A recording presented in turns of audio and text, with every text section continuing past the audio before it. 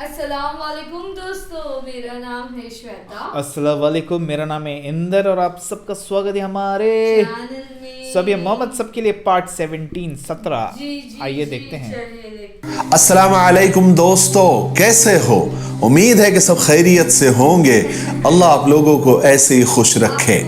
سرکار دو عالم صلی اللہ علیہ وسلم کی پوری زندگی پر بننے والی ویڈیو سیریز جس کا نام محمد سب کے لیے ہیں صلی اللہ علیہ وسلم، یہ اس کا 17واں حصہ یعنی پارٹ 17 ہے۔ تھوڑا ہم ریکیپ کر لیتے ہیں کہ ہم نے 16ویں حصے میں کیا سنا، لیکن اس سے پہلے میں آپ لوگوں سے کچھ کہنا چاہتا ہوں۔ بہت سارے لوگ اس سیریز کی ویڈیوز دیکھ کر ان کے دل میں چند سوالات پیدا ہو رہے ہیں اور وہ کمنٹ سیکشن میں سوالات بھی کر رہے ہیں کہ مولانا یہ کیسے ہو گیا، وہ کیسے ہو گیا، ہم نے تو ایسے سنا تھا، ہم نے تو ویسے سنا تھا، وغیرہ وغیرہ۔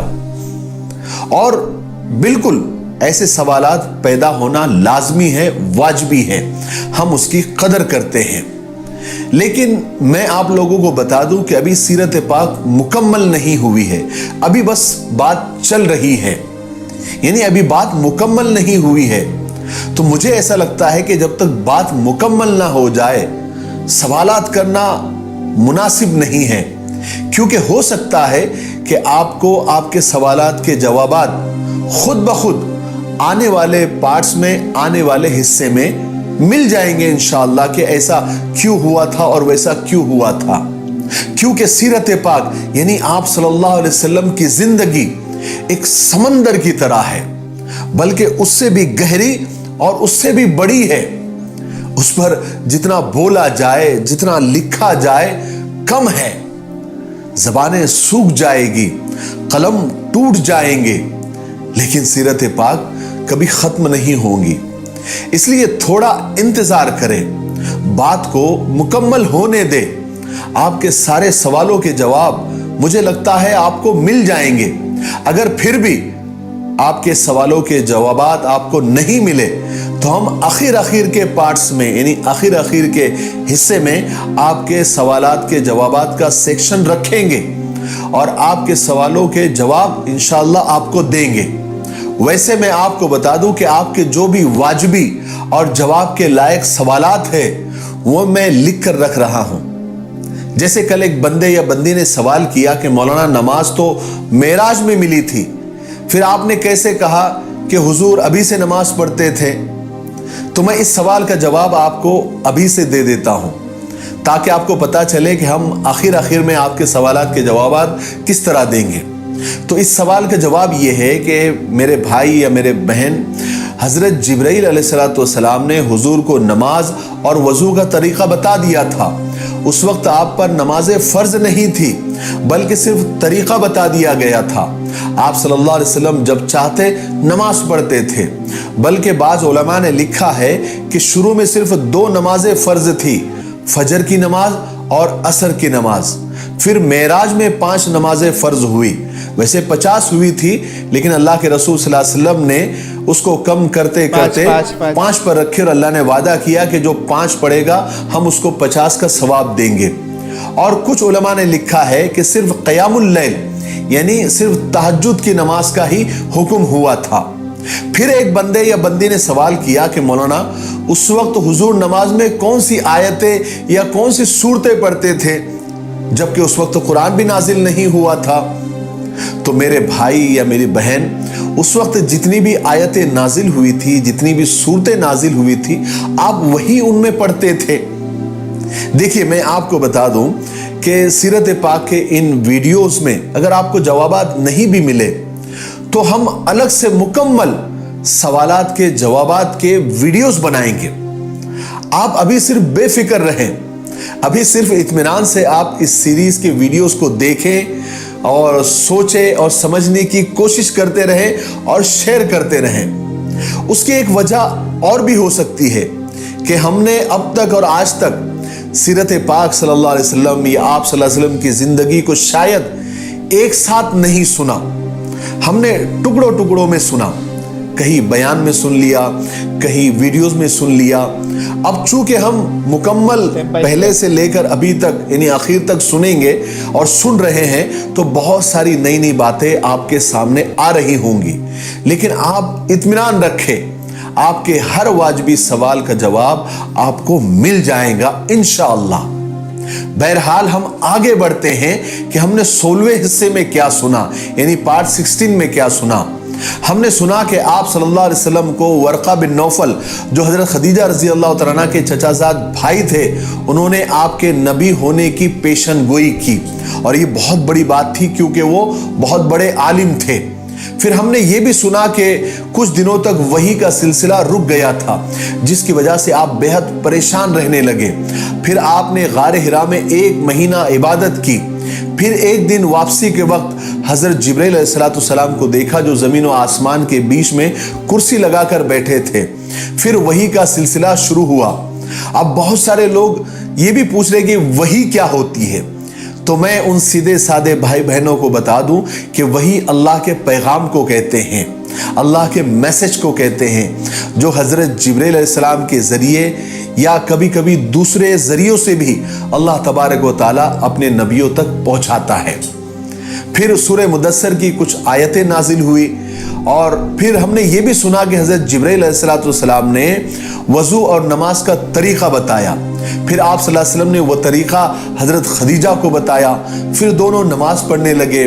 پھر حضرت علی رضی اللہ تعالیٰ جو بچے تھے، انہوں نے دیکھا تو سوال کیا۔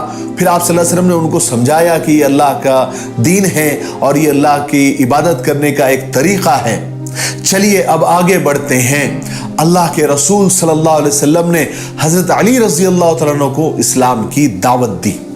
فرمایا، اے علی، میں تم کو اسلام کی دعوت دیتا ہوں کہ تم اس ایک خدا کی عبادت کرو جو ایک ہے، اس کا کوئی شریک نہیں، اور وہ لوگ غلط ہے، گمراہ ہے، جو لات اور عزا کو خدا سمجھتے ہیں۔ حضرت علی رضی اللہ عنہ نے فرمایا کہ مجھے آپ مہلت دیجئے تاکہ میں اپنی ماں کو بتلا دوں، ان سے مشورہ کر لوں۔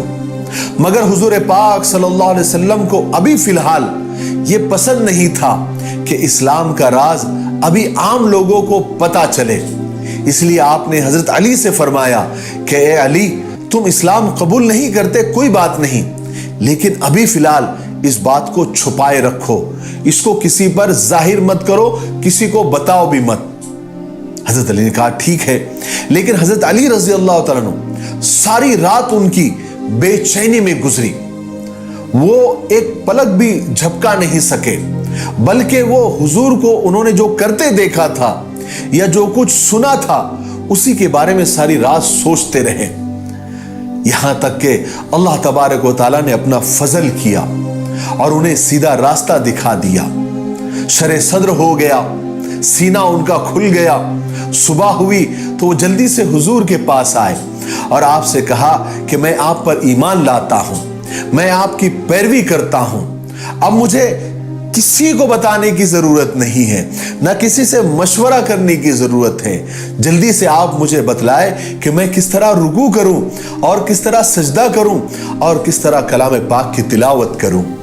چنانچہ آپ صلی اللہ علیہ وسلم نے حضرت علی رضی اللہ تعالیٰ عنہ کو سب سے پہلے نماز سکھائی، اس کے بعد جتنی آیتیں اور جتنی سورتیں نازل ہوئی تھی وہ یاد کرائی، وہ حفظ کرائی۔ اس کے بعد جب بھی آپ صلی اللہ علیہ وسلم نماز پڑھتے تو حضرت علی پیچھے ہوتے، اور اس کے کچھ ہی دنوں کے بعد حضرت زید بن حارثہ جو آپ کے منہ بولے بیٹے تھے وہ بھی ایمان لے آئے، اور جیسے حضور عبادت کرتے، حضرت خدیجہ عبادت کرتی، حضرت علی عبادت کرتے، یہ بھی اس میں شامل ہونے لگے، اور حضرت خدیجہ اور حضرت علی کے بعد سب سے پہلے ایمان لانے والے حضرت زید بنے۔ اس طرح سب سے پہلے اہل بیت یعنی آپ صلی اللہ علیہ وسلم کے گھر والوں نے اسلام کو قبول کیا۔ ادھر حضرت علی اور حضرت زید کے بعد حضور پاک صلی اللہ علیہ وسلم کے سب سے گہرے دوست اور سچے دوست حضرت ابو بکر ابن ابی قحافہ، جو بغیر کسی ہچکچاہٹ کے ایمان لے آئے۔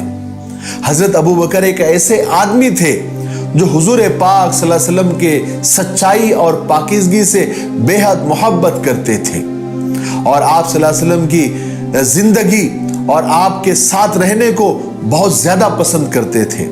آپ کی محبت کا جواب، بلکہ ہر بات کا جواب محبت سے دیتے تھے۔ اس لیے رسول پاک صلی اللہ علیہ وسلم نے تھوڑا سا سمجھایا، حق اور باطل، سچ اور جھوٹ کا فرق سمجھایا، وہ فوراً سمجھ بھی گئے اور آپ پر ایمان لے آئے۔ اسلام قبول کرنے کے بعد حضرت ابوبکر صدیق رضی اللہ تعالیٰ عنہ نے فوراً لوگوں میں اسلام کی تبلیغ شروع کر دی۔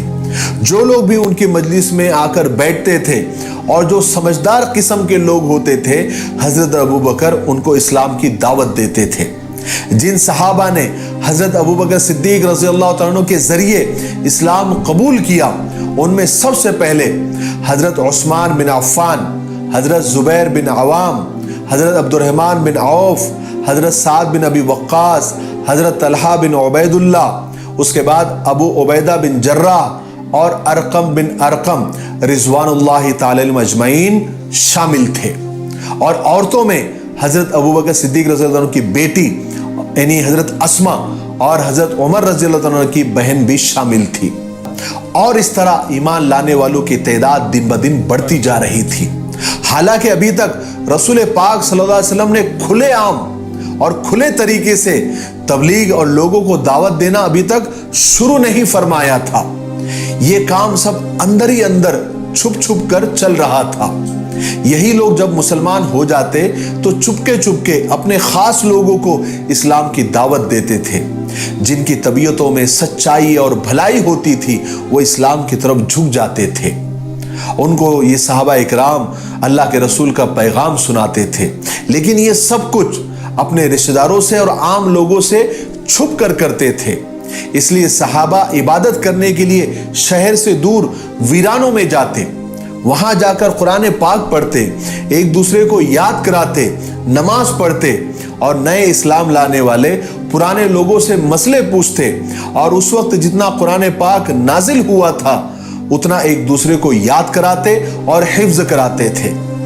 لیکن آخر ایسا کتنے دن تک چل سکتا تھا؟ اب مکہ والوں کو بھی ان سب باتوں کی بھنک لگنے لگی تھی۔ ان کو کچھ شک اور کچھ اندازہ ہونے لگا تھا کہ یہ لوگ کچھ عجیب اور کچھ ہٹ کر کر رہے ہیں۔ چنانچہ مکہ والے اب گھات میں رہنے لگے تاکہ وہ نئے نئے مسلمانوں کے راز پتا کر سکے کہ آخر یہ لوگ کر کیا رہے ہیں۔ پھر کیا تھا؟ مشک اور عشق کہاں چھپتا ہے؟ انہیں جلدی ہی پتا لگ گیا کہ یہ لوگ نماز پڑھتے ہیں اور عبادت کرتے ہیں اور ایک خدا کو مانتے ہیں اور ہمارے خدا کو نہیں مانتے۔ انہیں یہ بھی پتا چل گیا کہ محمد لوگوں کو قریش کے دین کے بجائے ایک دین کا پیغام دے رہا ہے، اور وہ لوگوں کو یہ سکھاتا ہے کہ خدا ایک ہے، اس کا کوئی شریک نہیں، وہی پیدا کرتا ہے اور وہی مارتا ہے، اور اس کے برابر کوئی نہیں، وہ ہمیشہ ہے اور ہمیشہ رہے گا۔ اور یہ محمد خود کو خدا کا پیغمبر اور رسول بتاتا ہے۔ قریش کو جب یہ راز معلوم پڑے تو وہ غصے اور حیرت سے ایک دوسرے کو دیکھنے لگے۔ ان کے دلوں میں غصے کا طوفان اٹھنے لگا۔ وہ ایک دوسرے سے پوچھنے لگے، کیا ابو طالب کے پاس رہنے والا وہ یتیم محمد نبی ہونے کا دعویٰ کرتا ہے؟ کیا وہ لوگوں کو ہمارا مذہب چھوڑنے اور ہمارے خداؤں کا انکار کرنے کا بول رہا ہے، اس کی ترغیب دے رہا ہے؟ کیا محمد کی اتنی ہمت، اتنی جسارت ہو گئی کہ وہ اپنی قوم، اپنے باپ داداؤں کا مذہب چھوڑ دے اور دوسروں سے بھی یہی کہے؟ سب لوگ حیرت سے اور تعجب سے ایک دوسرے کو دیکھتے۔ بعض لوگوں نے تو اسی وقت پورے یقین کے ساتھ کہہ دیا کہ محمد پاگل ہو گیا ہے، نعوذ باللہ من ذالک۔ اور کچھ لوگوں نے کہا کہ محمد کو شہرت اور عزت حاصل کرنے کی سوجی ہے، وہ مشہور ہونا چاہتا ہے، مگر ہم اس کا یہ خواب بہت جلدی توڑ دیں گے۔ اسی واسطے ان لوگوں نے اس بات کو زیادہ اہمیت نہیں دی۔ لیکن انہی میں سے کچھ لوگ ایسے بھی تھے جن کا دل اللہ نے اسلام کی طرف مائل کر دیا تھا۔ وہ اسلام کے بارے میں زیادہ جاننا چاہتے تھے، اس کی خوبیاں اور اچھائیوں کا پتہ لگانا چاہتے تھے۔ پھر وہ جب لوگ मुसलमानों से मिलते, ईमान वालों से मिलते, मालूमात लेते तो फौरन इस्लाम कबूल कर लेते थे। चचा अबू तालिब को अपने भतीजे के इस नए दीन के बारे में पता चल चुका था, वो सुन चुके थे। एक दिन हुआ ये कि रसूल पाक सल्लल्लाहु अलैहि वसल्लम के पास से वो गुजरे। उस वक्त हुजूर पाक सल्लल्लाहु अलैहि वसल्लम एक घाटी में अलग से नमाज पढ़ रहे थे और आपके साथ हजरत अली रज़ियल्लाहु अन्हु भी थे। ये सब अपनी कौम से छुपकर और अपने चचाओं से छुपकर हुजूर के साथ नमाज पढ़ रहे थे। तो चचा अबू तालिब ने जब देखा तो पूछा कि ऐ भतीजे, ये सब क्या है और ये कैसी इबादत है? तो आप सल्लल्लाहु अलैहि वसल्लम ने जवाब दिया कि ऐ चचा, यही अल्लाह का दीन है और हमारे दादा इब्राहिम अलैहिस्सलाम का दीन है। ऐ चचा, मैं आपको इसी दीन की दावत देता हूं, आपको इस्लाम की दावत देता हूं, आप इस्लाम को कबूल कर लीजिए। तो चचा अबू तालिब ने जवाब दिया कि ऐ भतीजे, मैं अपने बाप दादा के दीन को नहीं छोड़ सकता, मैं तुम्हारे साथ हूं और हमेशा साथ रहूंगा और तुम्हें कोई तकलीफ पहुंचने नहीं दूंगा, लेकिन मैं तुम्हारा दीन कबूल नहीं कर सकता। और इसी तरह दूसरे मौके पर चचा अबू तालिब ने हुजूर को और हजरत अली को सजदा करते हुए देखा तो उनके दिल पर बड़ा गहरा असर हुआ। चचा अबू तालिब ने अपने बेटे अली से पूछा कि ऐ मेरे बेटे, क्या तुमने ये दीन कबूल कर लिया है? हजरत अली ने फरमाया कि हाँ, मैं ईमान लाया अल्लाह पर और मोहम्मद रसूलुल्लाह पर सल्लल्लाहु अलैहि वसल्लम कि आप अल्लाह के सच्चे रसूल हैं। चचा अबू तालिब के साथ में उनके दूसरे बेटे जाफर तैयार भी थे। चचा अबू तालिब ने हजरत जाफर से कहा कि ऐ मेरे बेटे, अपने चचाजाद भाई के बराबर जाकर खड़े हो जाओ और उनके साथ नमाज पढ़ने लग जाओ और उनके बाजू बन जाओ और उसके दीन को कबूल कर लो। इस वक्त तक 25 या 31 लोग ईमान ला चुके थे। चचा अबू तालिब अगरचे इस्लाम नहीं लाए थे, मगर उन्होंने अपने दोनों बेटे यानी हजरत अली और हजरत जाफर को इजाजत दे दी थी कि वो हमेशा रसूल पाक सल्लल्लाहु अलैहि वसल्लम की हिमायत में और उनकी मदद में और उनके सपोर्ट में हमेशा खड़े रहे। आज के लिए इतना काफी है, इसीलिए आज हम यहीं पर रुकते हैं क्योंकि वीडियो ज्यादा लंबा हो रहा है। हम आने वाले 18वें यानी पार्ट 18 में सुनेंगे कि आप सल्लल्लाहु अलैहि वसल्लम ने किस तरह खुलेआम इस्लाम की लोगों को दावत दी, फिर लोगों ने क्या किया, क्या मामला किया, किस तरह सताया, किस तरह परेशान किया, किस तरह साजिशें की, लेकिन अल्लाह ने किस तरह आपकी मदद की। ये हम आगे पार्ट 18 में यानी 18वें पार्ट में सुनेंगे। तब तक मेरे लिए, पूरी उम्मत के लिए और पूरी इंसानियत के लिए खैर और भलाई की दुआ करते रहे। अस्सलामु अलैकुम व रहमतुल्लाहि व बरकातुहू। अस्सलामु अलैकुम दोस्तों। चलो अभी यहाँ से एक्चुअल शुरुआत हो रही है। अब बोलते ना जो हुआ था पास्ट में उसकी एक्चुअल शुरुआत है। तो यहाँ से अभी इस्लाम की शुरुआत हुई। अगर आप देखें तो पहले उन्होंने खदीजा जी को बोलते ना दावत दी, फिर हज़रत अली, फिर हज़रत Zaid. I think so guys, right है ना नाम? मेरे हिसाब से मेरे को जितना याद है, गलत रहेगा तो सॉरी। हाँ, मतलब हाँ, हमें नाम तो फिर उसके बाद अबू बकर, फिर उसके बाद अबू बकर ने काफ़ी लोगों को किया, उनके मतलब काफ़ी पीछे उन्होंने अपनी बेटी को और अपनी बहन को किया।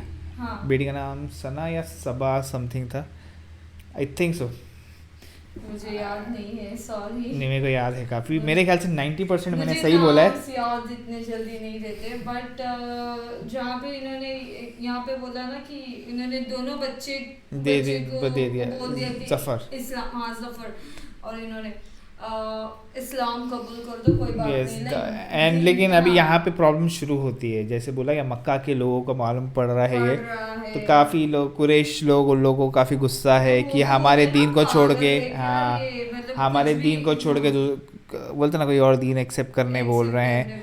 तो अभी वहाँ पे से इश्यूज एक्चुअल में शुरू होएगा, तो देखना होगा अब आगे क्या होता है। बट आई होप सो मैंने नाम सही बोलेगा, इस नाम गलत बोले देंगे तो सॉरी। एक ही बार देखा है वीडियो, उसमें इतना ही याद होगा ऑफ कोर्स। नहीं वाकई नहीं, तुमने बोला तो सही है जहाँ तक मुझे लग रहा है, मेरे को भी लग रहा है, जहाँ तक मुझे लग रहा है, बट फिर भी थोड़ा अगर ऊपर नीचे हो गया तो माफ कर दीजिए। बट अभी और हम देखेंगे आगे इनको, अभी आगे पब्लिकली जाने वाले, तो देखेंगे क्या होगा। यस, देखते हैं। सो गाइस, वीडियो को लाइक करना, subscribe, share, comment, click on the bell icon. Bye bye.